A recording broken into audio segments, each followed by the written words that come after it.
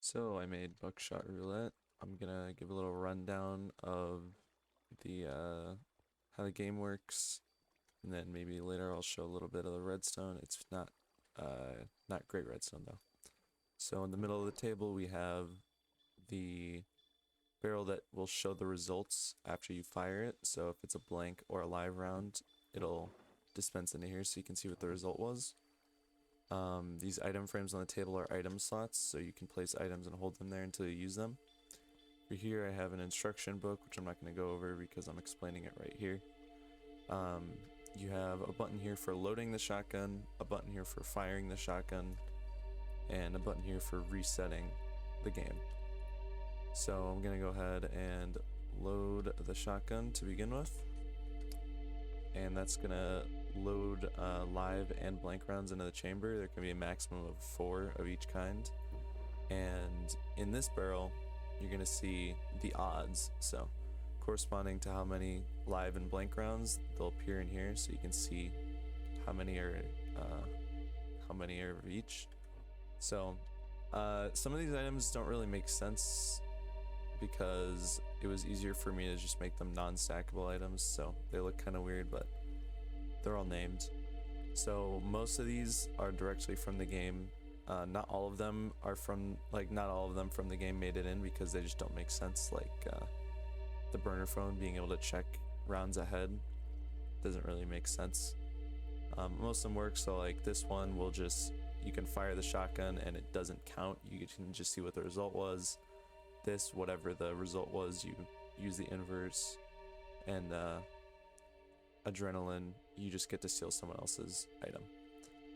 So let me do a test run. Let's say I'm on this side, and let me look at the odds again. So 3 blank, 1 live. I think that's pretty good chances that it'll be a blank, so I'm gonna fire.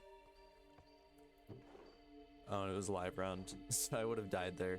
A lot of this is just, it comes down to moderating the game yourself, so you gotta say, oh, I'm gonna shoot myself or I'm gonna shoot you, but the odds and the randomness and everything are taking care of you through the redstone. So once you're done with the round, you just take it, you throw it right there, it goes back into the system. I'll show you a little bit of the redstone. So down here, this is an overview of what the redstone looks like. It's a lot of very unnecessary redstone just because I'm not very good at redstone, but in this dropper right here, you can see the remaining odds. So since it was alive, there's 3 blanks left. And if I'm to go up here and reset the game, all of those will just flush out and they're gone now, as well as the odds in here. Those will reset. So what's happening when I load the gun, pretty much, it's kind of hard to see, but basically out of this there's different numbers of blanks and live rounds.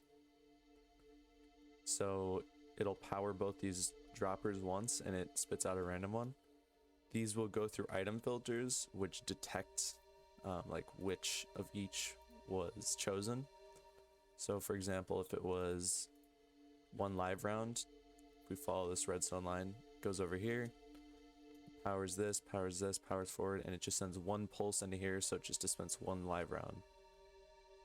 But for the other ones, like 2, 3, 4, and 5 of each, by the way, this is also the same for blank on this side. 2, 3, and 4, you would have to double, triple, or quadruple the pulse to send 2, 3, or 4 of the rounds. So for this one, this is changes 1 pulse into 2 with the observer. It detects it when it turns on and off, so it spits out 2. The third one was the most complicated one. This goes all the way down here, and this is a triple pulse. And then the quad pulse right here was pretty easy. Detects the light turn on and off, so sends 2 pulses this way, and then there's another 2 pulses that are delayed and go all the way around here. And 2 plus 2 equals 4, as you know, hopefully. So that spits out 4. And then that exact redstone is just mirrored and slightly shifted so it doesn't interfere. So that dispenses the correct rounds, and it also, once the paper goes through the item filter, makes its way all the way up to the barrel, which is, I believe, over here. Yep. So goes in here, and you can see what the odds are, and those are equal to whatever's in the barrel. The rest of it's pretty simple. This hopper line just leads back to the 2 droppers at the bottom here that dispense the blank and live rounds, so it just refills it. And the hopper under the paper barrel is just unlocked when the game resets, and it can just flow back all the way. For this part, I made a second item filter, which I'm assuming is very useless.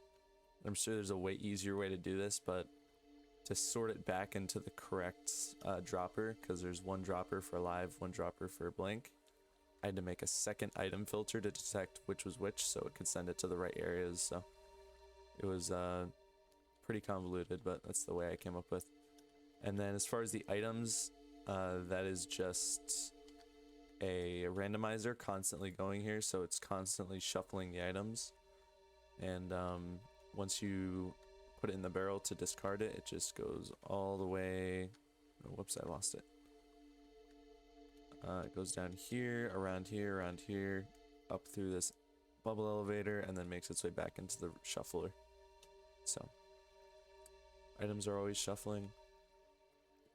And yeah, the rest works like normal. So now I'll show you a mock game with my girlfriend, and you can see how it all works in reality.